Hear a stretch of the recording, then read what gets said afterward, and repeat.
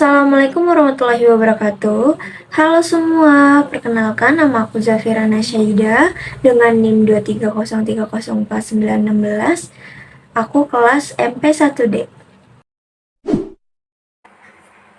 Di sini aku akan menjelaskan terkait pengertian dan fungsi-fungsi dari ISO, shutter speed, dan diafragma. Disimak ya. Pengertian ISO. ISO adalah tingkat sensitivitas sensor kamera terhadap cahaya. Semakin rendah nilai ISO, maka hasil foto akan semakin gelap. Sebaliknya, nilai ISO semakin tinggi, maka semakin terang foto yang dihasilkan.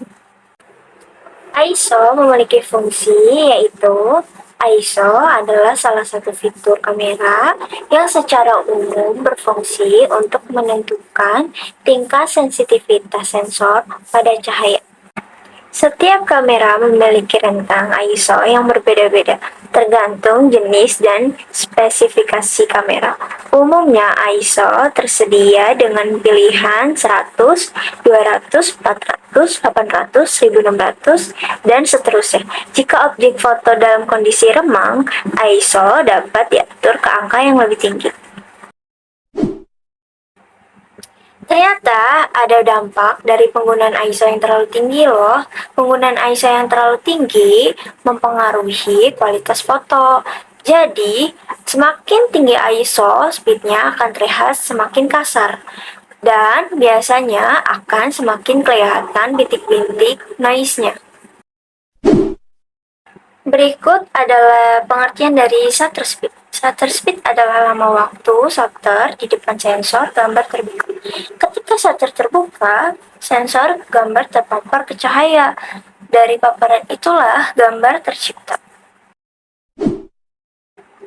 Apa fungsi tujuan shutter speed? Shutter speed atau kecepatan dana ketika menangkap gambar satu objek dan objek yang akan dipotret bergerak cepat, maka dibutuhkan shutter speed yang tinggi agar gambar tertangkap dengan baik dan tidak bias atau blur. Shutter speed dilambangkan dengan angka 1/25, 1/60, 1/100, dan seterusnya. Semakin tinggi angkanya, maka semakin cepat Rana memotret objek. Namun perlu diingat, bila memotret dengan shutter speed tinggi dapat membuat gambar menjadi lebih gelap. Berapa shutter speed yang bagus saat memotret dengan tangan? Kamu tidak ingin shutter speed kamu di bawah 1/100, yaitu 1/100 detik. Jika memilih shutter speed lebih rendah dari 1/100, kamu mungkin beresiko mengalami keburaman pada foto kamu. Semakin tinggi shutter speed seperti 1/1000, semakin tajam objek bergerak. Pengertian diafragma. Diafragma atau disebut sebagai bukaan lensa, aperture.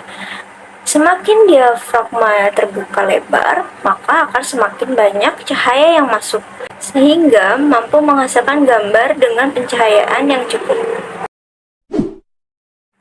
Sekarang aku ingin menyebutkan fungsi-fungsi dari diafragma atau fungsi aperture pada kamera. Mengontrol cahaya, semakin lebar bukaan kamera, semakin banyak cahaya yang masuk. Ini membuat hasil foto lebih terang.